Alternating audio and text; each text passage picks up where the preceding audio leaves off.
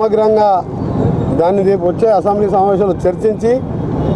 దాని మీద ఒక హైకోర్టు ఆదేశాల మేరకు చట్టబద్ధ కమిషన్ కూడా వేయడం జరిగింది. అందరూ ఏమైందంటే ఆషామాషిగా చేస్తున్నారు. కానీ దేశంలో తెలంగాణ రోల్ మోడల్ కావాలి. బీసీలు జనాభా ప్రకారం వాళ్ళకు అన్ని అభివృద్ధిలో కానీ రాజకీయ పదవులలో కానీ అన్నింటిలో కూడా ఆ వాటా రావాలని దేశంలో రాహుల్ గాంధీ గారు ఎన్నికల ముందు చెప్పిన మాట ప్రకారం ఇవాళ మా ప్రభుత్వం, మా గౌరవ ముఖ్యమంత్రి రేవంత్ రెడ్డి గారు, మంత్రివర్గం మేమందరం కూర్చొని ఇవాళ